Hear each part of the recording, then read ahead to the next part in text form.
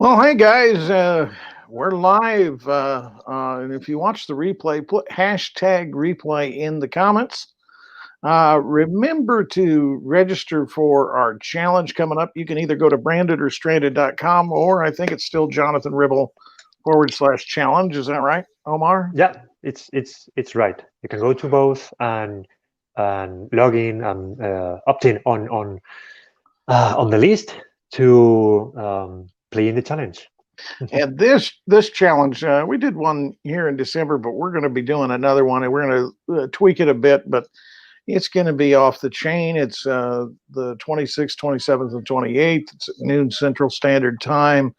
We really want you to join us. It's going to be a powerful thing. So tell your friends, and we're looking forward to helping you get branded in your business. Um, so, with that being said, today we're going to talk about, I think, what's on most people's minds. Uh, where I used to be in my business, a lot of people would talk about branding. And I'm like, I need leads, John. I need leads. I don't have time to brand my business for 20 years and be a household name. I just need to put income on the table today. Can you relate to that, Omar? Yeah. Well, I wanted to play the long term. I knew that money wasn't coming in the first week. Okay, it wasn't to come on the first week, but yeah, I wanted to have some sort of success in a short period of time, obviously, like most of us. Well, and I can tell you this: even though I don't look it, I'm a sprinter. I mean, the 50-yard dash is where I'm at because it's where I excel at the most of the time. Mhm. The long game, the marathon, the not only running but getting into the pool of water and then climbing the obstacle course and stuff like that. That's where I like the quick slam, bam, thank you, ma'am kind of Mhm. approach where you get the sale and it's there. Yeah. But since I got into Facebook and the virtual world, and March of 2020, everybody was placed in the virtual world, Mhm. and there wasn't a lot of training on the different platforms out there, whether it be Zoom or Google Meet or now we're going to have meetings online and video calling. Mhm. When I was in direct sales, I was like, my gosh, I wish people could do video calling. It'd be a lot easier back when I was in the physical world, even. But the Mhm. technology wasn't there. Could you imagine if COVID-19 happened before In the five cell five phone years ago, 5 years, uh, 10 years ago? yeah, I mean, I kind of knew some sort of technology. Maybe Zoom wasn't there, but you had the platforms. You had Google, you had WhatsApp, you have Facebook. So maybe still you could have some sort of video sales, right? But yeah, right. 5 years from now, 5 years before, sorry, we didn't have this technology that we have today. Um, so I think if COVID-19 happened like five years ago, um, business right now will be just bankrupt. Most of business, small business owners, totally bankrupt. Um, Well, and that's my concern is I believe a lot of them are very close to being bankrupt. They're so um, when I got it, I was literally forced into the virtual world. And to give you a background, I've done a lot of trade shows, home shows, boat shows, anywhere, and I called all these events shopping malls for homeowners. And I would dump about 3 grand in each one of them, and I would go out and I would generate 50 to 100 leads at each one of them. and I would convert about 20% of those leads at each one of them. So it was a great way to generate business. And helped other companies do the same thing, and helped them generate leads and stuff. But when COVID-19 hit, it was as if the bottom dropped out when the promoters started telling all the clients and myself that no more shows. So then I'm like, okay, now I'm forced into the virtual world.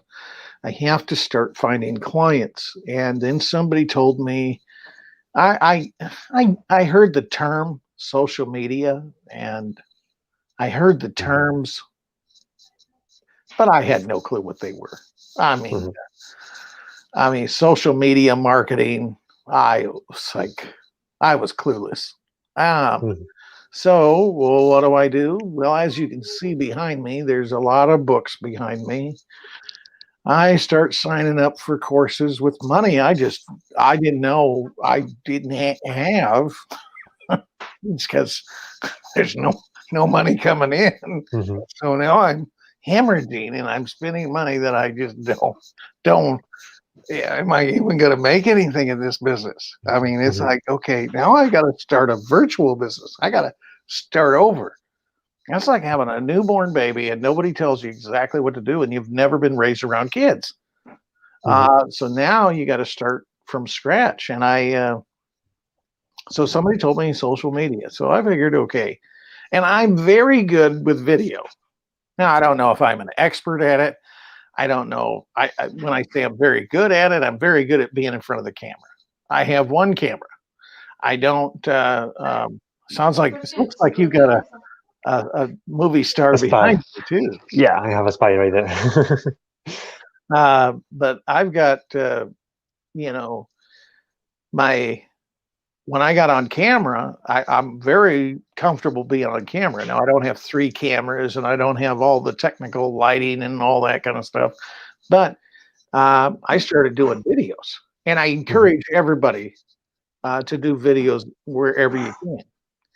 And then somebody told me, actually, I was invited. The first group I ever knew about on Facebook, I had no idea. There's cities. Facebook is like a country. And it's with 2 billion people, actually. 2 billion people, and it's got cities that I've never been to before. There's groups, and there's other things on Facebook. It's just huge. I don't even know all the capabilities of Facebook. I know there's pages, you can set up events. I'm learning that as we go along, but I never knew about a group before. I never knew you could have groups on Facebook. And somebody introduced me to the Comeback Challenge with Tony Robbins. And at the time, there was 305,000 people in this group. I think he's got it up to 530,000 now. But I never knew about this group. I got an email and I went into the challenge, and it just blew me away. Now, because I want to help people. And I saw a lot of people that wanted help. So I figured, okay, I'm a coach. I was a business coach. So they're allowing you to post videos in this group. And so I start posting videos left and right. I'm posting videos because I have got to get my name out there. And I figured no better way to do it than get my name out in front of people that want a better life, a better career, a better relationship, a better business, because they wouldn't be in this Tony Robbins group, because that's what he does, if they didn't want that. So when I started doing this, I actually, one gal, she called me and she says, your videos seem so authentic, Jonathan. Well, they are. They're not fake. I don't tell anybody I'm something when I'm nothing. And so she says to me, would you call me? Now the thing about this gal is she was in London. I'm in Iowa. She's in London. She says, I have nobody else to turn to. And I'm like, okay, nobody else to turn to in all of London. I know we're in lockdown, but my gosh. So I call her up. And anyway, make a long story short, I got a chance to walk her back from the ledge of suicide. Well, She became my first life coaching client. Now, I didn't know I was a life coach. I knew I was a business coach, sales coach, lead generation coach in the physical world, but I had mhm. no idea I was going to be a life coach. I had none whatsoever. And when she does, she's like, "Thank you, thank you, thank you, thank you, thank you."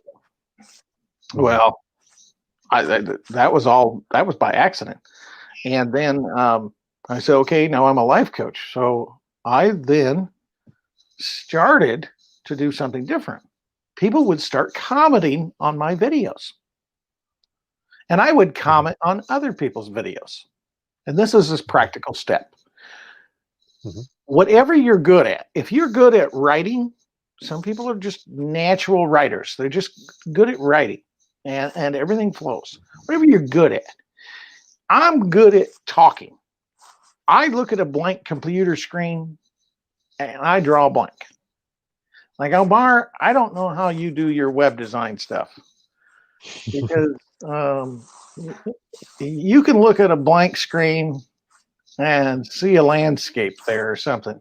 Yeah. Well, actually, I tend to, research a little bit on other sites and all that.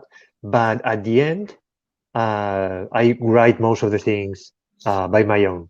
Right. It will be easy to copy paste on other sites, and that's it, right? But when I, you know, sometimes I do this. I copy and paste to my site, and I said, okay, this is not for me, and I just erase it and type it on my own from the beginning. So yeah, I think I'm kind of good on copywriting, still improving, obviously, and I've invested a lot on this skill. Um, but also, I think that is a matter of practice, right? Maybe you are not talking about our audience, okay, our group. Maybe you are not really good at video or writing or etc. etc. If you practice over time, you will dominate that skill. That's exactly right. I mean, I tell people all the time. One of my clients, her name is Cassandra. Her story. I'll let her tell it some other time. But she wanted to be a coach. And I said, "Do you do any videos?" Mhm. You should have seen the look on her face. It was a look of sheer terror. And I said, "You start doing videos everywhere you Mhm. can, anywhere you Mhm. can." I encouraged her to do 3 videos a day, 10 minutes a day. And she started doing it. And I said, "Now I want you to send them to my messenger." I mean, my messenger was blowing up from this gal. I mean, 3 videos a day. She was sending me videos, and they were good stuff. I mean, this gal knows what she's talking about, and Mhm. she studies and studies and studies. And she may not be where she wants to be, but thank God she's not where she used to be. And but she started getting some people to. She got a couple of clients that said, "I don't have your fee," and she said, "Will you offer a donation?" And they said yes. I said, and the donation they're giving her is now sometimes more than the fee that she was going to charge in the first place. So because she's presenting value. So it's just so what I do now is I look for a group. Now, here's what I've learned, and I've learned this the hard way. When I was in the physical world, personas and your ideal client, my ideal client was any company that had salespeople and they needed to generate leads. That was my Mhm. client. I didn't have to go into, what color of hair they had. I didn't have to go into, where if they liked golf or if they liked, I didn't have to do that in the physical world. Mhm. I've learned I have to do that in the social world, in the virtual world. I have to get to know my client before I even post something to I have to get to know what makes them tick, what makes them cry, what makes them laugh, their emotions, all that. So it's called a persona building. And I put it this way, if you don't start learning who your ideal is, you're always going to be working with the ordeal. Mhm. And then you're going to want to find a new deal. Yep. Man, and so your ideal client has has to come first. You have to discover your ideal client. We have some resources for you if you want to find out who your ideal client is, especially if you're in the virtual world. If you've been forced, like me, to go from a physical world that's completely different. The physical world, somebody can come in on the lot, somebody can come in on the furniture showroom, somebody can come in to the store, you can meet them at a trade show, and you can hammer those people to death. You can't do that within social media. No, they just shut off the or shut down the computer and you lost them, or Yeah, they block you. or they block you. It has to Mhm. be an enjoyable experience for your end user. You Mhm. can't you can't make them feel like you're trying to sell them anything either. Mhm. I get messages, and this is another no-no. Well, first of all, when you're going to join a group, figure out who your ideal client is. Okay. Now, I've learned this. Some of the groups that I'm in are not where my ideal client may be. Mhm. Just because I have an interest in something, thinking that all my ideal clients have an interest, like there is a group that I'm a part of, and I'll go ahead and share it here. It's called Think and Grow Rich Mastermind. It's got about 35,000 members in it. Not bad. Mhm. Okay. Now, trouble is, if they're in Think and Grow Rich Mastermind, they're wanting to get rich. They're probably not rich. So, they're wanting to get rich now, and they may not have very much money because Mhm. you start reading Think and Grow Rich. Now, I've been reading it for years, but when you start reading Think and Grow Rich and you first come into something like that, you're probably wanting to change your life. Now, that's all good, but see, my ideal client has to be able to afford me as well. I cannot be keeping going to the same fishing out of the same pond if all Mhm. I'm getting is a certain type of fish I don't want. So I have to go where those fish are that I'm looking for.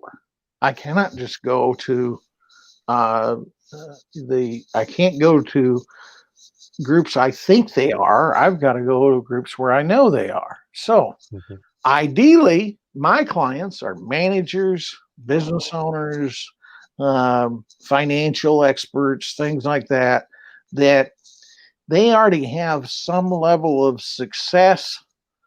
However, they feel stuck in certain areas. So I need to put myself into groups where those people would probably hang out. For instance, golfing. I Mhm. don't know the first thing about golfing except I suck at it. Okay. Now, doesn't mean it's my cup of tea. It means it's theirs. And then what I do is I learn the golf game. I learn some things, and I'm not a business coach when I'm in a golf group. Mhm. I'm a fellow golfer in a group, and I will tell stories that relate to playing golf. Mhm. Like golf is an extreme game of focus. It's a game of extreme focus. You have to, and then you got to be in the long game. I mean, when the par fives and stuff, you got to be in it for the long haul. And when you drive that ball down, and you got to know the wind speeds, and you got to know different things. So I can tell stories without being an expert at the game. I can tell stories about the game that can bring people, and they're like, this guy's got a good story about golf, and he's relating it to life. Mhm. And so then they'll reach out to me. They'll comment again on the post that I just shared. And I say, hey, great. Love to connect with you. This is what I say. I love to connect with you. I don't say I want to send a friend request to you or anything. I'd love to connect with you if you're open to it, learn about what you do and who you are. That's it. That's all I say. If they are not willing to do that, chances are I just move on from that. But that's how you can build your audience if they respond to something that you give them of value. Now, when I post a video, happens the same thing. People will respond. I will say, I respond to every comment. And I just say, thanks for watching. Really appreciate it. Where are you from? And if they respond again, I say, well, great. I'd love to connect with you at some time if you're open to it. And I leave it there. Now, if they feel that I'm a person of value, that I brought them value into their life, they can respond to me and send me a friend request. But when I first got into this, I was sending friend requests left and right. Bam, bam, bam, bam, bam. Just sending, and then every once in a while, my Facebook locked. Like I was in Facebook prison where I couldn't do anything. And I found out you can't spam friend requests, nor do you want to, because that's not who your ideal client is. So never do I just send friend requests out anymore. I don't want you as my friend. If I can't help you or be of service. See, my Facebook is really all about business right now. I don't post pictures of my family and where we went on vacation, and I probably should, but my Facebook is designed more for business. And so when you come to my site, when you come to my profile, you're going to find out he's a business coach. He helps people with their improve their lead flow, their businesses, and all that. You're going to find out some things about me that I'm not just I don't use Facebook frivolously.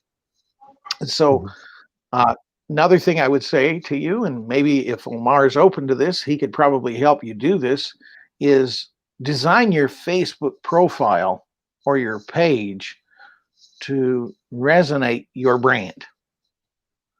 So when people do come to your profile, they know what you do and the services that you offer. And so go ahead. I will add not to be too branded, right? At the end, social media is a social platform. It's not about business. It's about relationships. So yeah, you can say what you are doing, showing your success or your testimonials, right? But try to, how can I say that you are in business, but like, yeah, that thing that I do. Yes. So if you want to know something, then just contact me. But let's be friends, right? Not focus too much on your business, because when they see your profile and it's a sales page, they will just pop out, right? They will just go out and say, okay, this guy was just intending to sell me something. Try to be a little I don't know the word. Go easy on your profile. Non-salesy. Yeah, that's it. So see, something I've learned today. Thank you, Omar, because I need to change my profile then, because I'm more direct, and I guess it comes from my direct sales background. I have never wanted just a bunch of friends. Don't take that the wrong way. I mean, it's not bad, but maybe you will attract some other type of customer, right? Or maybe the more lately, because of my profile page, I think I've been attracting just people that want to sell me stuff anyway, because they think I'm a business. So it's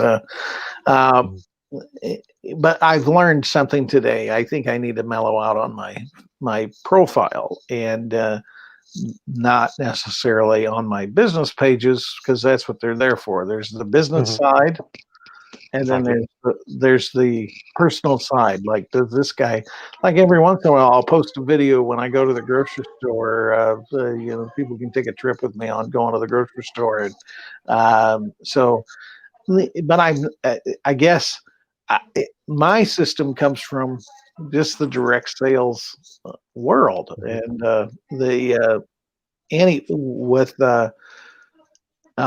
that being said, when you join a group, also um, one way I find out if I'm able to post freely in the group is I've got I copy and paste one little quote that I use all the time. It's thoughts are things of powerful things at that when they're mixed with a definiteness of purpose, persistence, and a burning desire for their attainment. I will copy and paste that quote into the group. I'll hit post. If the post comes back saying this post has been going to be reviewed, I will typically hang out in the group, see what others are posting, maybe respond to them as if it's some of value to me. But however, I typically don't spend a lot of time in those groups. The other thing is, big no. If you're in a group, let's suppose, coming from my own experience, I was in a very large group. Won't say the name of it, but I was in a very, very large group. And I had an opportunity to interview the creator of that group. And I screwed up. Why? What happened? I'm going to tell you why. Because I didn't respect the house I was in. Because they were doing a challenge. And I let my zeal, even me, I can do this. I let my zeal for what I had, my momentarily offer, because they were talking about something that I was good at. But it wasn't me selling it. It wasn't my offering. It was theirs. They paid to build that group. They sacrificed to build that group. They built that group. That's their followers. I was proselytizing people in that group. I was spamming in that group. And it was on the very day that I was to interview this guy. My self-sabotage mechanism rose up, and I learned the most valuable lesson that day. Respect the house you're in. If you're in somebody else's group, whether it be physical or virtual, like going into some church, some people like to do this. They go into find these small churches. They go into these small churches and they share a prophetic word because they want their moment in the limelight. Stop it. If you go into a group and you were invited to go into that group and you listened to the rules, you agreed to the rules, you would agree you were not going to self-promote. I self-promoted. And I got kicked out. And I lost my chance to interview the guy in front of 24,000 people. I lost the chance. Wow. But you learned a lesson. Oh my gosh. Yeah, I tell you, that day, my world sank.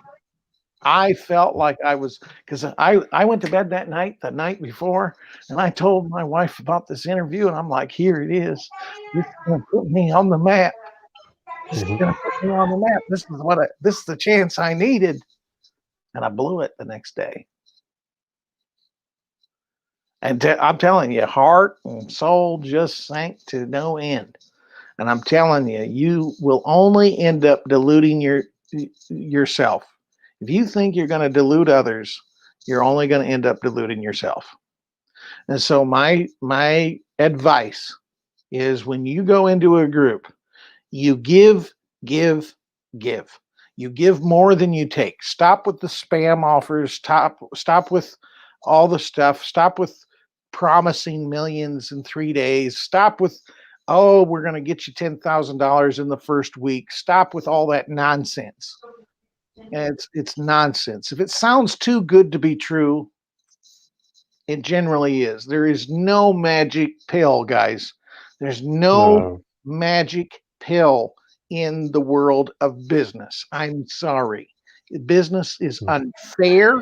It's a nasty, rotten place. That's why there's so few entrepreneurs. I tell everybody that entrepreneurship rhymes with manureship. They changed the name from manure to entrepreneur because it sounded a little bit better.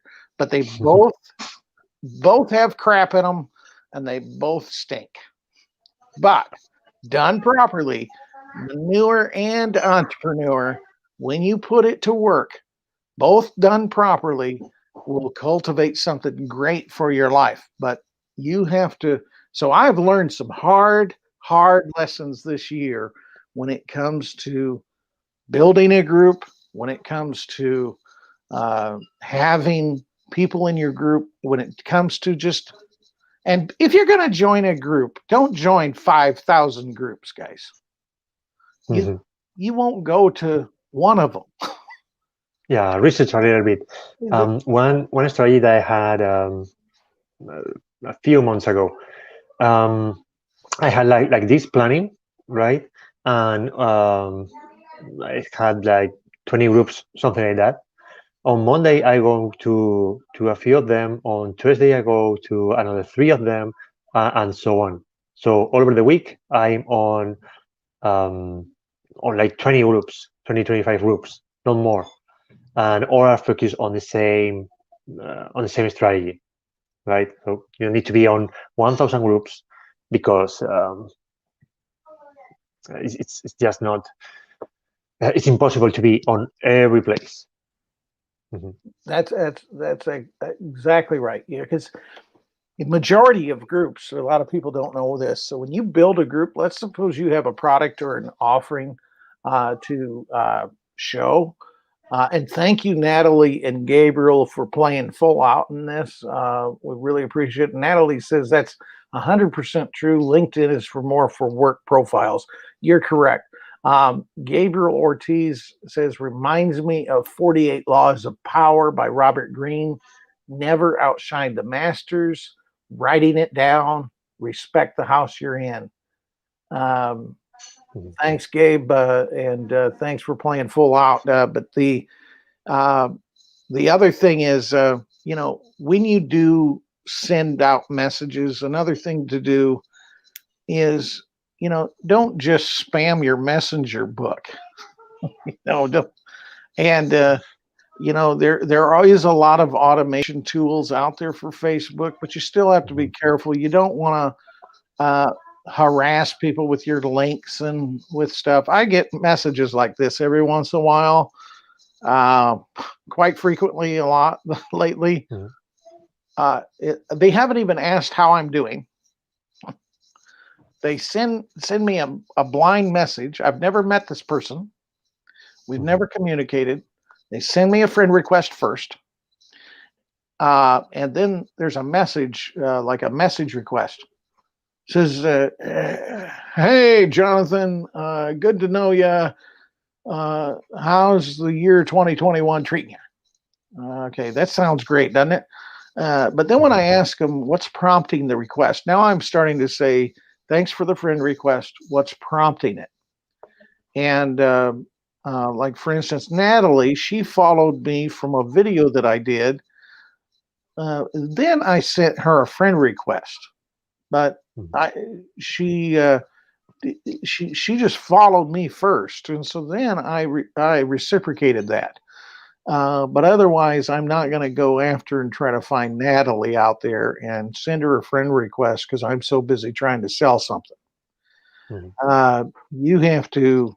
So when you do send out messages, be authentic in your message.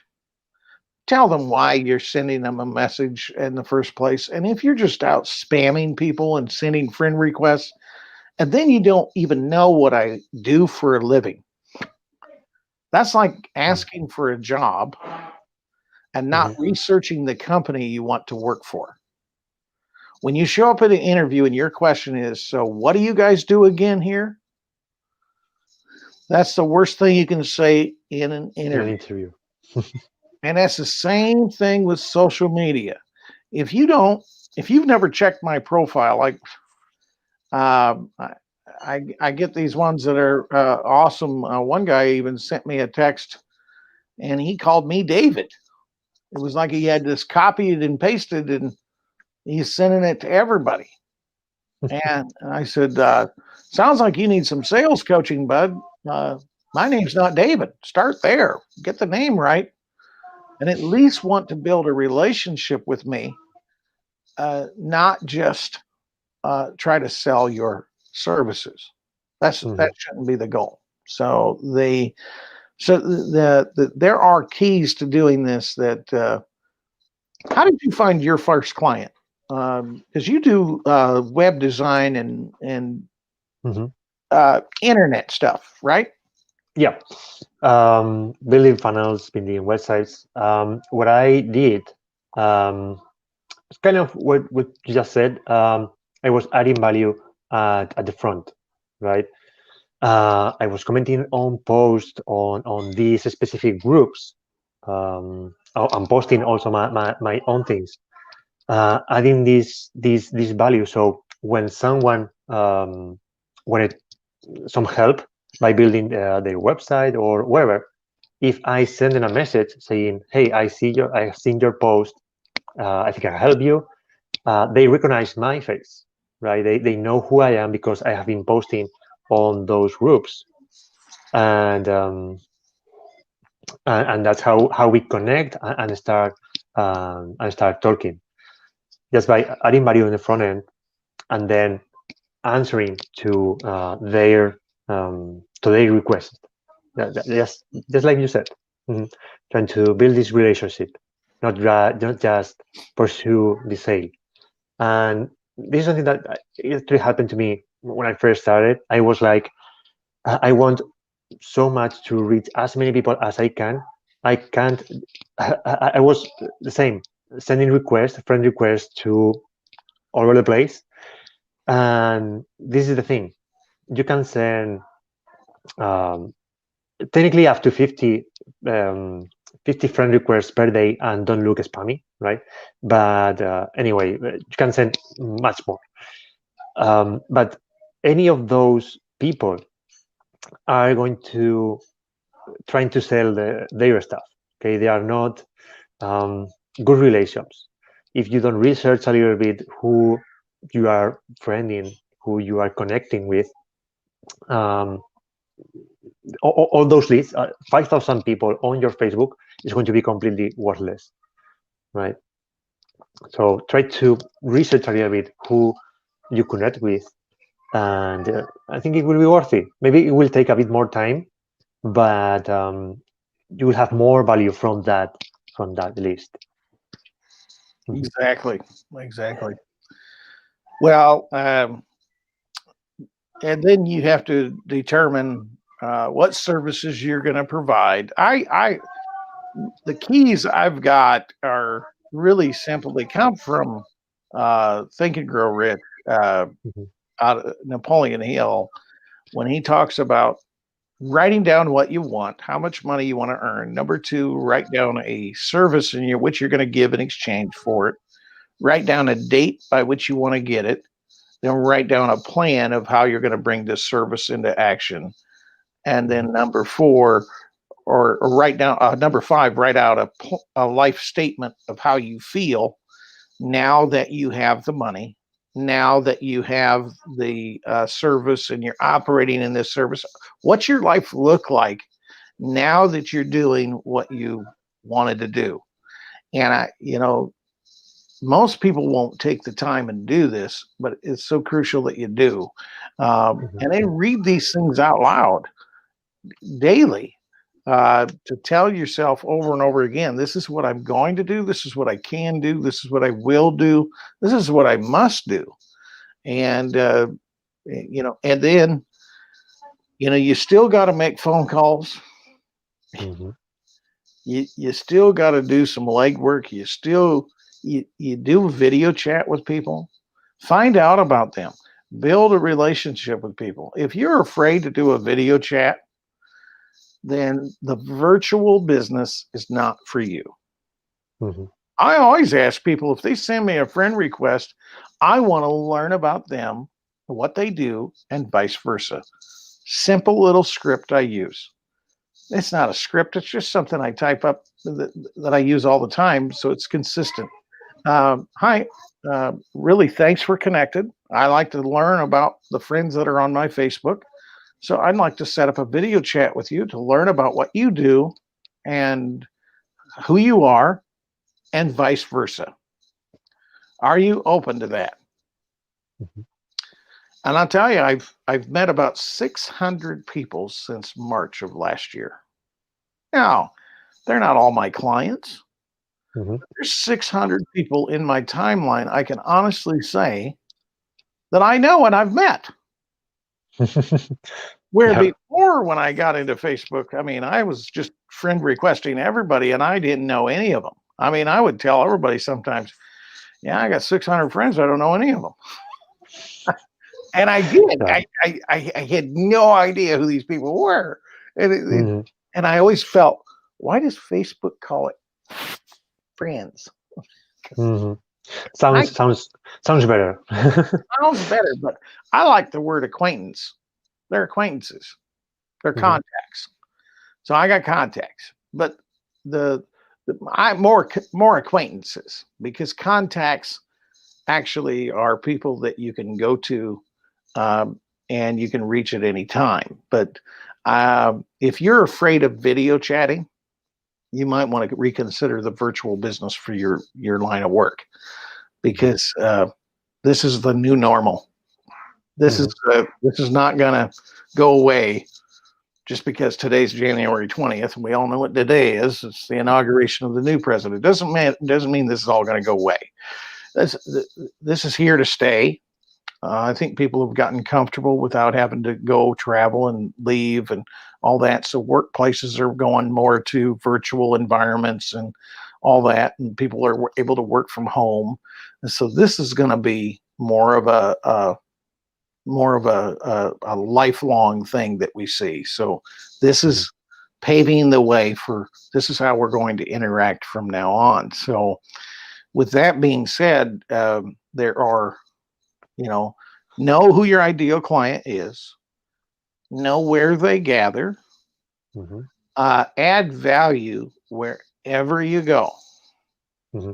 And it may not turn anything into, it may not ever turn into anything today.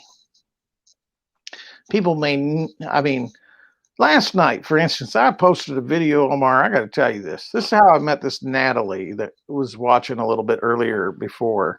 Mm-hmm. I posted a video last night. I was on my way to the grocery store. Now, no, I don't hold the phone in my hand, guys. I had it up on the dash and I was just driving, paying attention to the road. But I was talking to the group in the New World, New You Challenge, and I was just explaining um, uh, about how there's a song in all of us, and no matter where you are, no matter what you have to face, you could get through it and all that. Well, the long story short of that, she sends me a comment back and she says, "Man, you're bringing the tears, John." And which to me, that meant value that I was bringing into her life, telling her she's going to make it, she's going to be okay, it was going to work out. And that's what we need to be. We need to be authentic. We need to be people that serve and continually give. Mother Teresa said, give till it hurts. So no matter where you are, be a person of value. Mm-hmm. If you do more than you're paid to do right now, you will be paid more for what you do later. But you got to remember, all the greats, Like we like to listen to, Tony Robbins. Everybody say, there were times in his life, and he'll tell you that he didn't know if he could say that. Mhm. Les Brown, he is probably one of the greatest motivational speakers of all time. But he talks about how when he would go speak at a success conference and he's living in his car and he doesn't even have the money to clean his suit. Mhm. So he's pressing it as much as he can in a gas station, using some hot water on his pants to get some of the wrinkles out of his pants. And he's living in his car, and he has to go and speak at a success conference. That's hard.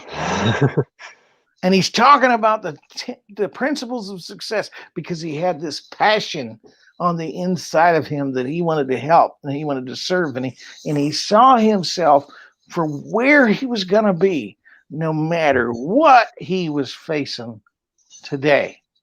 Because Mhm. there's going to be times that you'll get a client and you get some clients and things will start clicking and everything will be all good.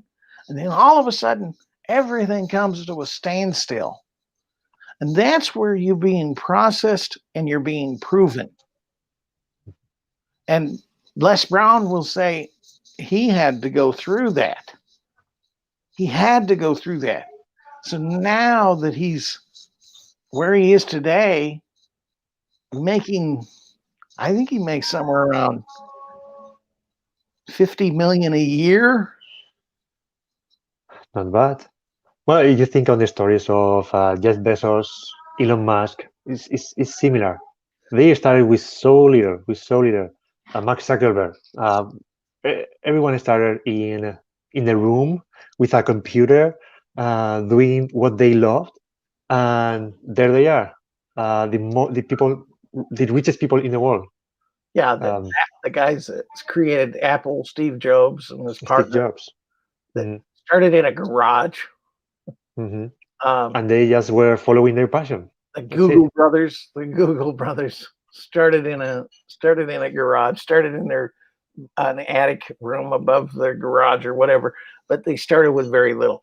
And most of the time, great ideas are formed out of the lowest dissatisfaction you get to. So just don't get defeated. But you can find clients. Now it is called grassroots marketing for a reason. When you sow grass seed, Mhm. that's what you're gonna get. You're gonna get a bunch of grass, and I'm not talking about the kind you can smoke either. You're gonna get grass. You're gonna have a nice lawn. But if you want landscaping and roses and ponds and stuff like that, that's something that you're going to have to make an investment in, and it's going to take a lot more than just time and texting and video. It's going to take you're going to have to advertise and you're going to have to market and all that kind of stuff. And we can get to that later. But the first thing is crucial is be definite onto who you are and what your purpose in life is, and then figure out who your persona is, who you're going after. Figure out where they congregate, go where they congregate, be a person of value where they congregate, and let them come to you versus you just going to them. And then foster relationships with them. Don't try to sell them on the first video chat, for Pete's sake. Don't try to cram your Forex trading down there. If whether I'm not putting anything down, whatever your business is, guys. If it's Forex trading or Bitcoin or if it's what we do with Branded or Stranded Challenge or coaching or being a plumber or an electrician or whatnot, don't cram things down people's throats. Just don't. Be a person of value, and if you bring excellence to the table, you will find that people will. I tell everybody this: just make yourself so damn attractive, people who just want to give you their money. So, and that's what you have to do. So start with Exactly. those things, and I think your life is going to change. So Friday morning, do you know what we're talking about? No, I don't have this ready. Sorry. But sure, it will be really amazing as today. As amazing as today. So Friday Mhm. morning at 9 o'clock. Build your business That- with us, guys, and we're priming you for the branded or stranded challenge coming up here on the 26th, the 27th, and the 28th, and that's going to be at 12 noon Central Standard Time. And we look forward to having you. Go to jonathanribble.com/challenge, or you can also go to brandedorstranded.com. .com. Make sure you register, and we will see you there, guys. Looking forward to it. That's it. Have a great day, and God bless y'all. Bye bye.